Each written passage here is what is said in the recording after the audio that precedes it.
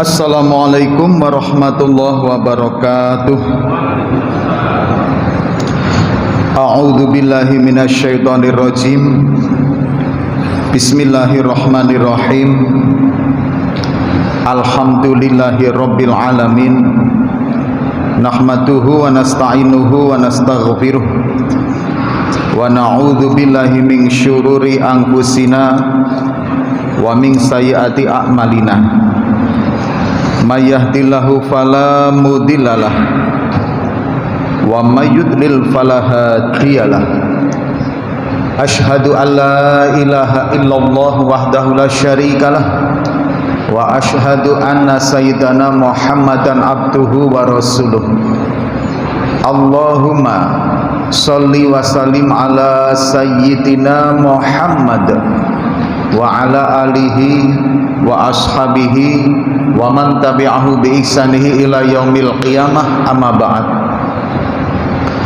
Yang kita muliakan para alim ulama, para guru-guru kita semua, orang tua kita semua, kemudian yang kami hormati Ketua Pengurus Masjid Al-Uswah beserta dengan kepengurusannya, Ketua Majelis Taklim Al-Uswah dan kepengurusannya.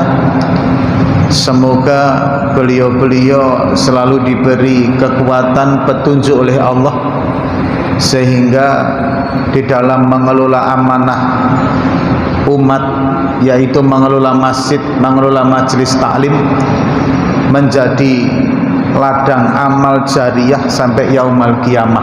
Amin ya rabbal alamin.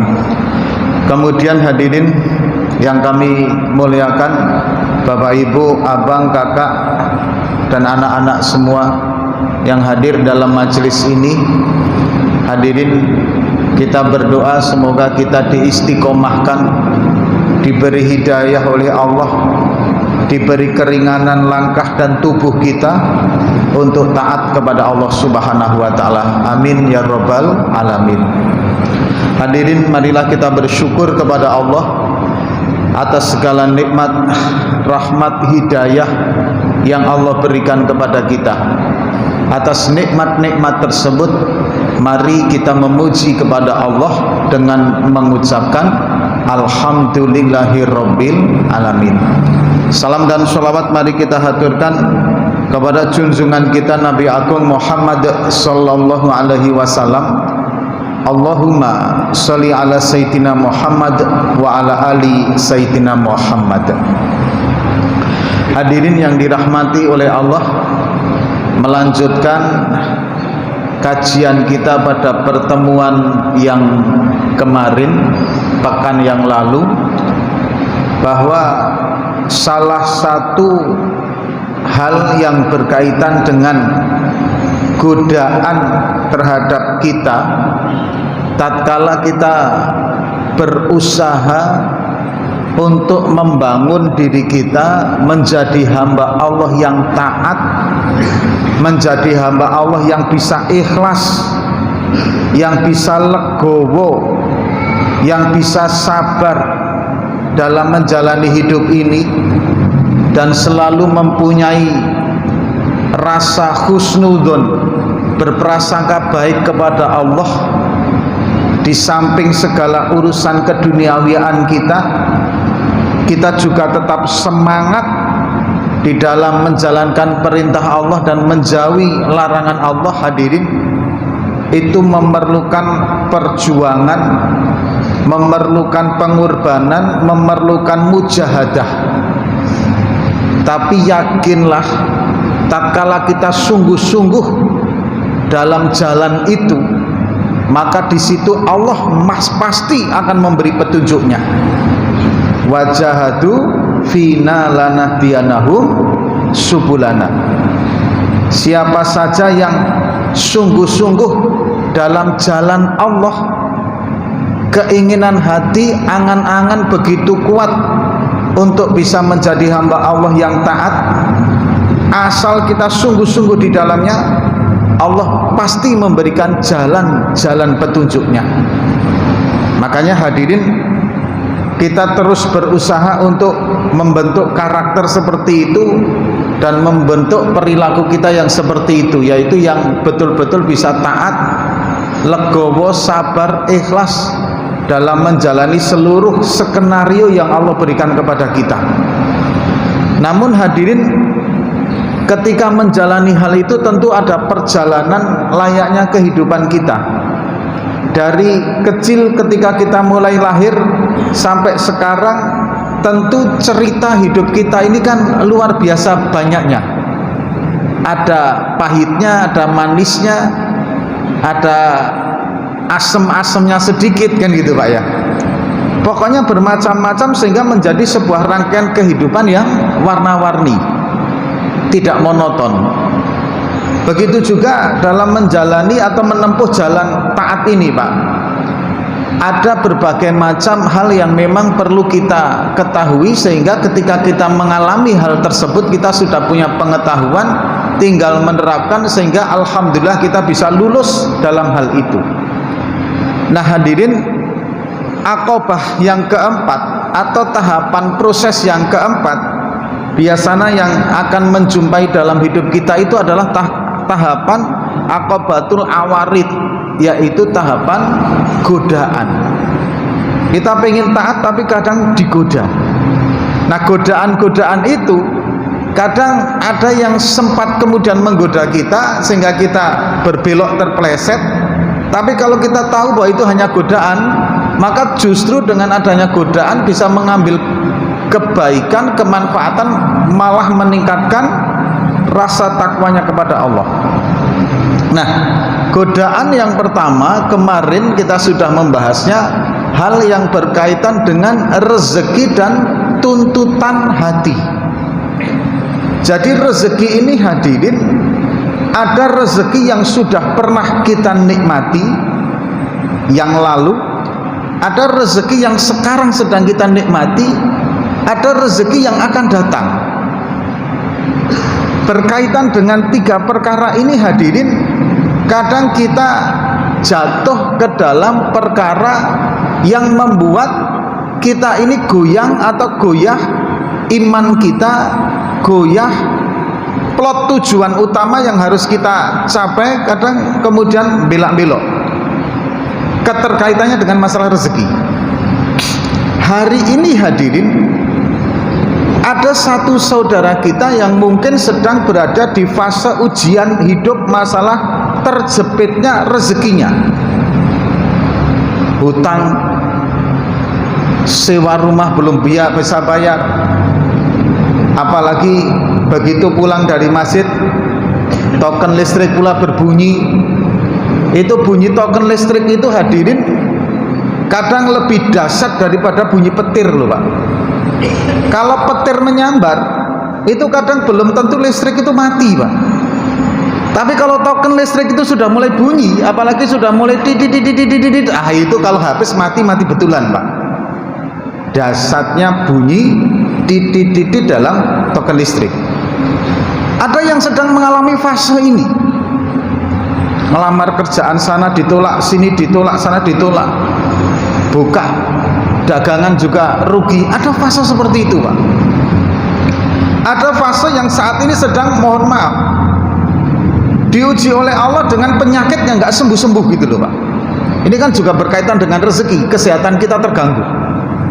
Divonis dokter, misalkan penyakit ini yang nggak sembuh-sembuh, bahkan menaun, sehingga setiap hari harus perlu minum obat. Atau kesehatan yang mungkin stroke, atau kesehatan macam-macam lah pokoknya. Hari ini berada di fase itu Pak. Ini godaan. Atau yang sedang dalam ujian keluarga, entah apa sebabnya, suaminya naudzubillah min dzalik selingkuh, atau istrinya justru selingkuh. Kan sekarang selingkuh ini kan nggak cuma laki-laki Pak, laki-laki bisa selingkuh, perempuan juga bisa selingkuh kan gitu. Ini semuanya menjadi godaan di dalam hidup ini atas kesemangatan kita ketika tatkala membangun nilai taat kepada Allah. Atau justru lagi diuji dengan kenikmatan, kekayaan yang melimpah, sampai bapak-bapak bingung. Kalau orang bingung mau mencari duit, kalau jenengan malah bingung mau membuang duit gitu loh. Ini duit saya ini nggak habis-habis gitu. Sedekahkan dapat lagi, sedekahkan dapat lagi. Sampai bingung mencari siapa kira-kira yang memang berhak, yang paling berhak menerima sedekahnya. Ada di fase itu, Pak. Atau sedang ada di fase kedudukan yang tinggi, mempunyai amanah untuk menjadi pemimpin, apakah pemimpin organisasi, ormas, pekerjaan, atau apa saja, pokoknya fasenya sedang betul-betul di atas. Sehingga hadirin yang dirahmati oleh Allah Subhanahu wa taala, kadang kalau di atas itu banyak hal lagi yang bisa membuat terpeleset. Atau sekarang sedang berada di zona nyaman, hadirin. Susah juga enggak, tapi bahagia secukupnya, enggak ada ujian apapun. Ini kan fase-fase hidup itu kan macam-macam, Pak. Kalau kita bahas keadaan per individu saat ini tentu akan banyak, Pak. Waktu tidak cukup. Nah, atau sedang masalah rezeki itu akan ada yang akan datang, yang maudun itu loh, rezeki yang sedang dijanjikan oleh Allah tapi belum didapatkan. Rezekinya itu baru akan sebatas wacana gitu. Misalkan Bapak sedang mengajukan proposal proyek, sedang mengajukan proposal pembangunan, jenengan sedang pokoknya rezeki itu sedang berada di dalam masa depan yang kan kita menjalani, kita belum tahu gitu loh, Pak.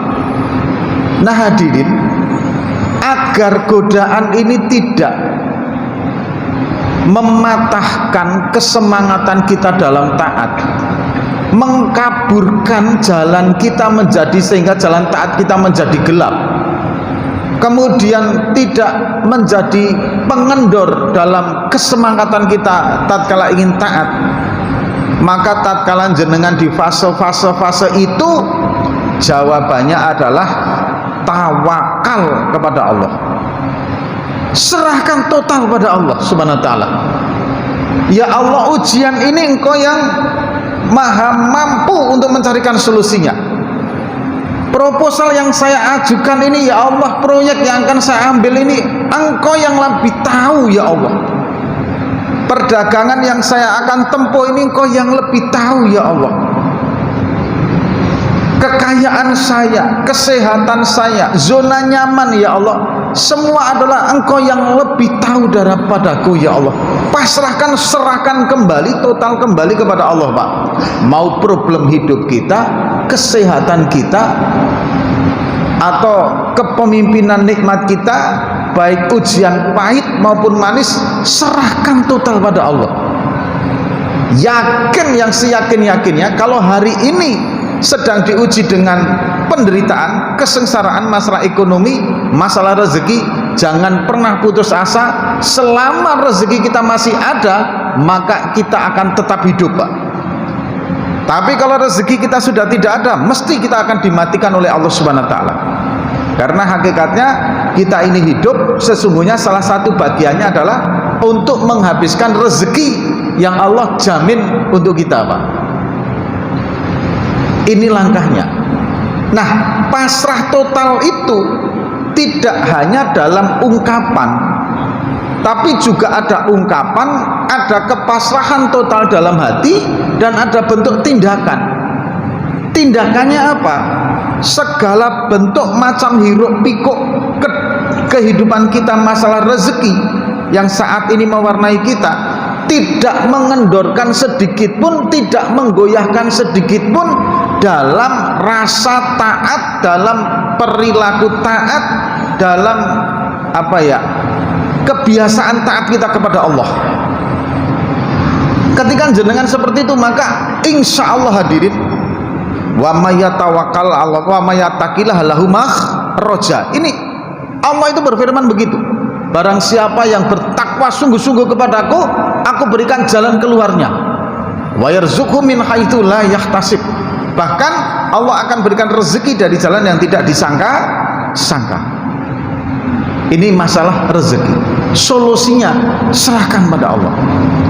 Konsekuensi dari penyerahan total itu hadirin, segala macam perilaku, segala macam ujian hidup, apakah kenikmatan ataukah penderitaan, tidak sampai mengendorkan semangat kita untuk takwa kepada Allah. Hadirin, mungkin jenengan masih ingat bapak-bapak, ibu-ibu, nasihat Imam Abu Ghazz As-Samarqandi, kan man aroda ma'isyatan thayyibatan, barang siapa yang menginginkan mata pencahariannya itu menjadi sumber mata pencaharian yang thayyiban, halalan thayyiban, yang bagus dunia akhirat, maka berpijaklah dengan rambu-rambu ini, yaitu 5 perkara. Yang pertama hadirin yang dirahmati oleh Allah Subhanahu wa taala, ala yu'akhiru min faradha ilahi ta'ala li asli kasbi, jangan pernah mengakhirkan ibadah yang Allah fardukan sebab kesibukan kita di dalam mencari nafkah, dan jangan pernah ketika rezeki kita ada masalah kemudian menyandarkan kepada perilaku taat kita. Jangan pernah begitu. Misalkan begini Pak, kita saat ini sudah tahajud, sudah duha, sudah dengan orang tua juga menyantuni, dengan orang tua kita juga betul-betul menghormati, tapi hadirin, suatu saat ekonomi kita itu terganggu gitu loh Pak, atau kesehatan kita terganggu. Ketika kita menghadapi seperti itu, jangan pernah menyandarkan, saya sudah sholat, saya sudah tahajud, saya sudah sedekah, tapi kok masih kayak gini ya gitu. Tapi rezeki kita kok masih seret ya. Jangan pernah menyalahkan ibadah yang difardukan Allah ketika kita mengalami sesuatu yang berpengaruh keburukan dalam masalah rezeki kita Pak. Maka ketika jenengan memakai seperti itu, insya Allah maisahnya menjadi maisah yang thayyiban, maisah yang hebat, maisah yang bagus, tidak akan bergoyang Pak. Bapak ASN misalkan begitu, mohon maaf ini, ketika sudah ya ASN-nya kemudian bagus, kerja di kantornya bagus, kemudian sholatnya juga bagus, kepada orang tua bagus, ngajinya tekun, pokoknya soleh lah, soleh dan solihah. Tiba-tiba di kantor ada masalah Pak, di kantor ada masalah. Nah, masalah kerja yang di kantor ini jangan pernah kemudian, saya sudah seperti ini ibadahnya kok di kantor ada masalah. Jangan. Ketika Anda menyalahkan ini, maka akan berpengaruh dalam aktivitas ibadahnya sehingga menjadi kendor, yang di sini kadang juga belum mendapatkan solusinya. Jadi masalah pekerjaan itu akan selalu ada. ASN akan ada masalah, swasta akan ada masalah. Bahkan ada seorang bijak itu menasihati kepada istri-istri kaum perempuan itu begini, Ibu, kalau jenengan Ibu sebagai istri seorang wirausaha, suaminya seorang swasta dan berpenghasilan dengan jalan wirausaha, maka harus siap dengan jatuh bangunnya suami. Kadang begitu enak, hari ini bisa dapat sekian juta, 10 hari total nggak dapat apa-apa, biasa itu. Nah, Anda harus siap seperti itu. Kalau Anda menjadi seorang istri yang suaminya ASN, maka harus siap tatkala mendapatkan pemasukan hanya berada dalam satu momen, yaitu di gajian saja. Ya, ada tambahan-tambahan yang lain, tapi kan belum ada sebuah kepastian. Begitu juga ketika menjadi istri seorang pejabat, maka harus siap ketika sering ditinggal rumahnya demi tugasnya. Menjadi istri tentara harus siap ketika ditinggalkan, begitu konsekuensinya, seperti itu. Nah, ini hadirin yang dirahmati oleh Allah, solusi dari masalah ekonomi kita, rezeki kita, kesehatan kita, apapun pasrahkan total pada Allah. Tapi dalam kepasrahan itu bukan berarti kita nggak mengerjakan apa-apa, tidak. Dalam kepasrahan total ini, masalah solusi dan lain sebagainya, sisi lain tetap yakin seyakin-yakinnya bahwa Allah mesti akan memberikan jalur keluarnya. Allah pasti akan memberikan satu kenikmatan bagi hamba-hambanya yang taat. Ketika keyakinan seperti itu, maka nilai taatnya terus digelakkan. Ini pada pembahasan yang lalu. Nah hadirin yang dirahmati oleh Allah, pada pembahasan saat ini al-aridul tsani, godaan yang kedua. Kalau kemarin kan masalah rezeki ya, kalau sekarang adalah hadirin al-akhtar wa iradatuha wa qasuduha, yaitu gerak hati dan kehendak hati.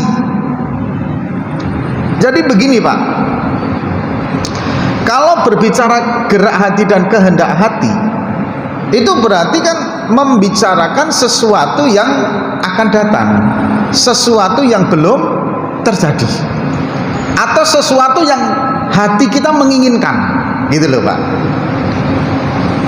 Nah kalau, dan ini mesti terjadi dalam hidup, mesti akan ada seperti itu. Contoh misalkan keinginan seseorang untuk menjadi kaya raya, itu mesti hampir semuanya Pak. Keinginan seorang laki-laki untuk mempunyai istri yang sholihah, cantik, kemudian melayani suami dengan baik, itu kan keinginan gerakan hati.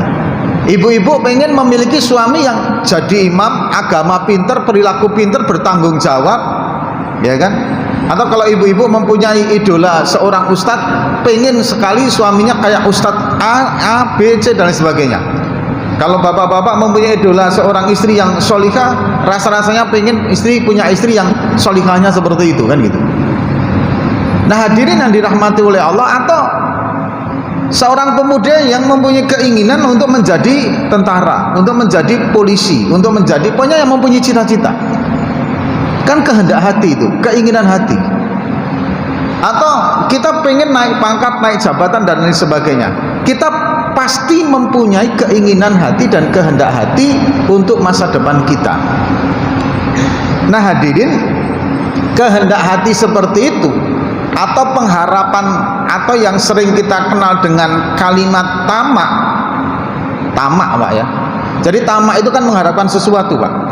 Itu dibagi menjadi dua. Tamak yang tidak ada kekhawatiran baik buruknya. Kekhawatiran baik buruknya ini tamak yang ada kepastian, yang Allah sudah menjamin di situ.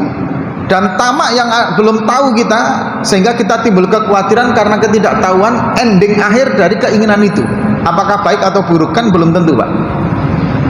Nah yang kita bahas yang kedua. Kalau yang pertama ini Pak, kehendak hati, keinginan hati terhadap sesuatu yang memang ada kepastiannya, itu tidak akan kita bahas. Contohnya apa? Contohnya adalah ampunan Allah Pak.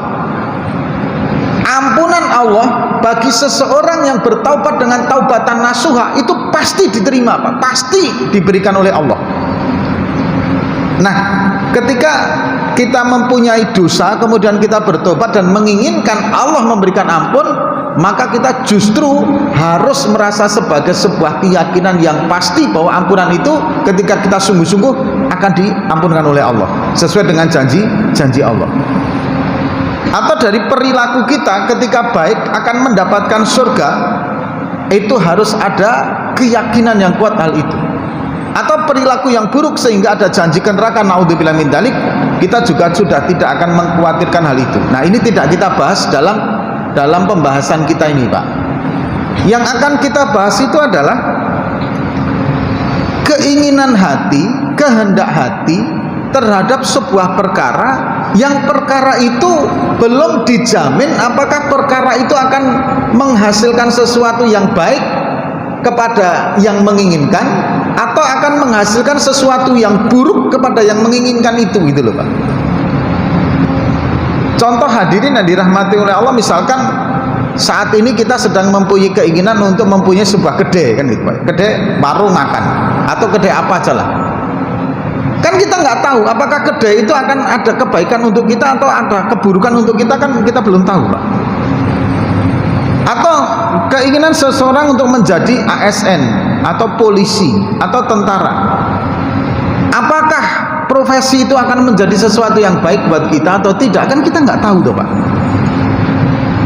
karena hal itu belum terjadi. Cuman hadirin, kadang keinginan kuat kita ini Pak ngebet ke situ terus gitu. Asal hati kita sudah kepingin, maka kita akan ngebet ke situ. Kita punya keinginan untuk seorang perempuan agar perempuan itu menjadi istri kita gitu, atau seorang perempuan mempunyai keinginan agar dia mendapatkan suami si A gitu. Kalau sudah seperti itu, kadang kita lupa bahwa yang tahu pasti baik atau buruk dari sebuah perkara untuk kita adalah Allah. Nah, kita mengesampingkan itu kadang, sehingga kita fokus ngebet agar hal itu menjadi kenyataan, keinginan kita itu menjadi nyata. Nah, ini hadirin bahaya. Kalau nanti ternyata kenyataan itu tidak menjadi nyata, kita akan kecewa kadang. Atau kemudian kenyataan yang kita inginkan itu menjadi kenyataan, tapi ternyata buruk untuk kita, kita pun akan kecewa juga, Pak. Kan ada satu ungkapan itu kan, dalam ayat Al-Quran itu yang hafal itu, kadang sesuatu perkara itu yang buruk ternyata baik pada akhirnya, kadang sesuatu yang baik itu buruk pada akhirnya. Kan kita nggak tahu, Pak, perkara itu. Nah, menghadapi keinginan hati yang seperti itu, tuntutan hati yang seperti itu, hadirin yang dirahmati oleh Allah, apa solusinya? Kan begitu terusan. Oke, saya sudah paham bahwa kadang hidup kita itu menghadapi keinginan hati dan tuntutan hati ini. Nah, sekarang solusinya bagaimana? Hadirin yang dirahmati oleh Allah Subhanahu wa taala, sebelum sampai ke solusi, ada satu riwayat begini, Pak. Sahdan, ada seseorang, ini dalam kitab Minhajul Abidin itu ada, Pak. Ada seseorang yang ahli ibadah, tekun sekali ibadahnya, Pak, sehingga derajatnya itu betul-betul sudah waliullah gitu, dekat sekali kepada Allah. Nah, ini pelajaran juga buat kita, Pak. Tipuan setan itu luar biasa, Pak, maka hati-hati. Nah, dia berdoa, ya Allah, saya pengen sekali untuk melihat iblis. Nah, kan luar biasa tuh, Pak, saking sektinya kan gitu, Pak, ya, saking dekatnya dengan Allah sehingga iblis saja pengen dia lihat gitu, Pak. Nah, ada ulama besar yang lebih senior bagi dirinya itu dinasihatin, mbok nggak usah berdoa minta melihat iblis, berdoa saja minta keselamatan gitu loh. Wah, ya enggak, saya memang pengen melihat wajah iblis itu aslinya kayak apa gitu loh, ya kan. Ya kan, orang itu kan kadang ngeyel gitu. Saya misalkan itu pengen melihat Allah kan gitu kan. Padahal yang Allah berikan kepada kita sebagai batasan daripada nikmat penglihatan kita, itu salah satunya kita tidak bisa langsung melihat Allah secara zatnya kan gitu, Pak. Itu merupakan nikmat. Ini kalau dikaji dalam nanti panjang. Nah, kita ini diberi nikmat untuk tidak bisa melihat jin, tidak bisa melihat iblis, tidak bisa melihat malaikat. Itu kan nikmat. Tapi kadang kita sering, mohon maaf, kadang apa ya, mentertawakan dalam sebuah kalimat ejekan terhadap sesuatu yang menurut logika kita nggak masuk. Ada seseorang itu ketika melihat orang yang pelihara jenggot, Pak Ustadz, ya saya mendengar katanya yang pelihara jenggot itu bidadari bergelayutan di jenggotnya orang itu. Sampai sekarang saya nggak melihat kok ada bidadari di situ, Pak Ustadz, saya nggak percaya. Lah, saman kalau melihat betul malah ketakutan tuh, Pak. Bayangkan jenengan melihat betul saya ceramah ada jenggot di sini bidadari berkelanjutan kayak gini, Pak. Kira-kira jenengan takut nggak malahan, Pak, ya kan? Lah, malah kaget sampean kan itu. Itu Pak Ustadz kok nggak keberatan ya lehernya kan gitu, nggak sakit, malah apa bidadari berkelanjutan kayak gitu. Atau jenengan melihat di sini setiap majelis taklim itu, Pak, setiap majelis taklim itu malaikat itu mengerumuninya, malaikat itu ikut hadir di sini. Nah, coba bayangkan jenengan di sini melihat ada banyak malaikat yang mengelilingi jenengan seperti ini, Pak. Tiba-tiba duduk di samping pakai jubah putih memancarkan cahaya gitu, Pak, di samping jenengan. Nah, girap-girap toh kita, Pak, ya kan itu kan. Takut toh kita, ya kan. Atau bidadari sekarang turun gitu kan. Begitu jenengan melihat bidadari yang bergelayutan di sini cantiknya luar biasa, pulang ke rumah nggak selera sama istri. Lalu jauh kok, Pak, bidadari dengan istri kita, Pak. putih bersih, sementara istri kita sawo matang kok, ya kan itu kan. Nah kan malah repot gitu Pak. Nah ada sesuatu yang memang Allah batasi dan itu merupakan sebuah kenikmatan. Nah hamba itu berdoa, ya Allah saya pengen melihat iblis gitu. Sudah diingatkan bahwa nggak usah. Akhirnya karena ngeyel, doa itu dikabulkan Pak. Akhirnya dia melihat iblis betul. Jumpa dia dengan iblis. Wajahnya ya wawa alam Pak, saya nggak bisa menggambarkan, saya juga nggak melihat kok Pak. Dan saya nggak berdoa meminta untuk melihat juga, enggak gitu loh Pak. Begitu melihat iblis, nah, karena orang ini sudah sakti, dekat betul dengan Allah, karomahnya gede, malah ngamuk sama iblis Pak. Seandainya dia mau menyerang iblis, aku bunuh kamu, langsung begitu. Sama iblis itu langsung begitu, aku bunuh kamu. Engkau inilah yang menjerumuskan banyak umat manusia. Maka begitu aku melihat, inilah maksud aku. Begitu melihat engkau, aku pengen membunuh kamu. Iblis gak kalah garang Pak. Kata iblis, seandainya aku tidak mengetahui takdir kamu bakal mati 100 tahun lagi, niscaya aku sikat kamu sekarang saat ini, kata iblis Pak. Lah kan iblis bisa melihat, mencuri dengar takdir kan itu kan. Kita ini nggak tahu Pak kapan kita akan meninggal. Iblis tahu Pak kapan kita akan meninggal itu.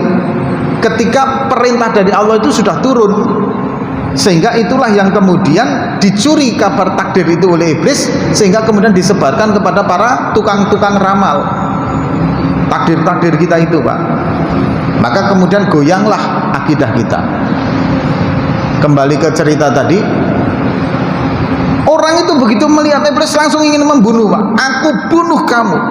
Iblis gak kalah Pak, dia menantang. Seandainya aku nggak tahu atau aku belum mengetahui kalau kamu akan mati 100 tahun lagi, niscaya aku sikat kamu saat ini. Begitu mendengar kata-kata 100 tahun lagi Pak, kan sampai situ pertemuan itu pisah gitu loh. Iblis langsung pergi gitu. Akhirnya orang itu balik lagi ke rumah. Begitu mendengar kata-kata 100 tahun lagi aku akan meninggal, kata dia, pulang ke rumah memikirkan Pak, saya 100 tahun lagi akan meninggal, baru akan meninggal, sedangkan umur saya saat ini baru ini, masih ada sekian puluh tahun saya hidup ini Pak, kata dia kan. Bah, terima kasih iblis, kata dia, malah kamu memang baik sekali. Aku akan tobat nanti 1 tahun 2 tahun menjelang kematian. Mulai saat ini aku akan berbuat maksiat dulu sepuas-puasnya. Akhirnya orang itu berbuat maksiat Pak, karena dia tahu bahwa 100 tahun lagi akan mati. Tahun pertama, tahun kedua terus dia berbuat maksiat. Tiba-tiba datang malaikat Israel mau mencabutnya, kaget dia Pak. Kata iblis 100 tahun lagi, ya iblis kok kamu percaya? Dalam Al-Quran itu kan innahu aduwwum mubin, sesungguhnya iblis itu adalah musuh yang nyata buat kamu. Omongan iblis kok kamu percaya? Kamu itu meninggalnya hanya Allah yang tahu, bukan iblis yang tahu. Disikat sama malaikat Israel saat itu, meninggal dalam kebinasaan Pak. Maka Bapak Ibu nggak usah pengen melihat iblis Pak, ya kan? Nanti ketipu sama iblis, repot Pak. Ini.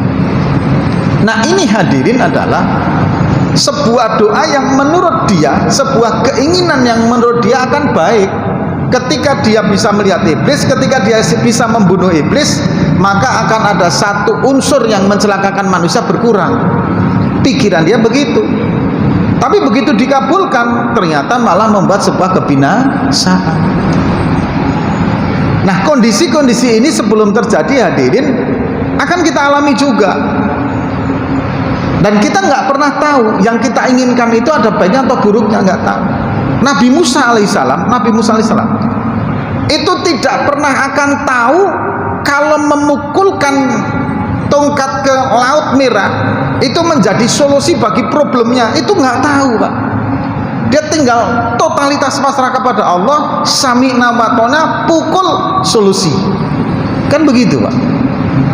Coba bayangkan kalau kita Pak dikejar tentara dari belakang di depan laut, solusinya bikin sampan kan gitu, bikin pompong, logika kita. Tapi perintah Allah tidak, pukul tongkat ke air.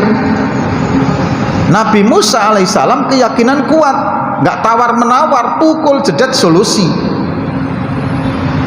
Fir'aun itu tidak pernah tahu kalau di atas keretanya itu dia akan mati.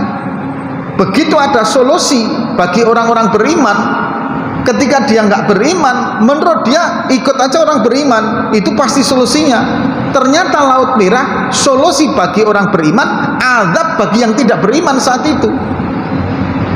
Begitu juga Nabi Ibrahim alaihissalam, ketika diperintah oleh Allah untuk menyampaikan ajaran, kemudian sama Namrud dibakar, Nabi Ibrahim tidak pernah tahu sebelumnya kalau ternyata di dalam kobaran api itu merupakan kenikmatan yang luar biasa. Sehingga ketika keluar dari kobaran api ditanya, ya Nabi Allah, selama hidup di dunia kenikmatan apa yang kamu paling rasakan, yang menurut kamu paling nikmat? Kata beliau, pada saat saya berada di dalam apinya saja Namrud, itu kenikmatan yang paling luar biasa. Ibu Hajar dan Nabi Ibrahim diperintah oleh Allah untuk meletakkan Ismail di lembah Bakah saat itu juga tidak tahu kalau kemudian akan ditiru umat sampai akhir zaman sebagai rangkaian ibadah haji gitu Pak. Itu juga belum tahu. Dan saat itu mempunyai problem, dan tentu pada saat itu mempunyai keinginan. Nah hadirin yang dirahmati oleh Allah Subhanahu wa taala, keinginan hati kita, gerak hati kita agar tidak menjadi pengganggu, hadirin yang dirahmati oleh Allah, dari aktivitas ketaatan kita kepada Allah. Apa solusinya, apa jawabnya, insya Allah akan kita bahas pada pekan yang akan datang, karena waktu isanya tinggal 3 menit lagi Pak. Hadirin yang dirahmati oleh Allah, semoga di pekan yang akan kita datang kita masih dijumpakan kembali oleh Allah Subhanahu wa taala. Kemudian kita masih saling menjadi saksi bahwa Anda, saya, jenengan semua, Bapak Ibu semua sebagai ahlu masjid, sebagai ahlu taat, sebagai ahlu ibadah. Amin ya rabbal alamin. Dan semoga kita nanti berjumpa di surganya Allah. Amin ya rabbal alamin. Hadirin, kita tutup dengan doa kifaratul majlis. Subhanakallahumma wa bihamdika asyhadu alla ilaha illa anta astaghfiruka wa atubu ilaik. Wassalamualaikum warahmatullahi wabarakatuh.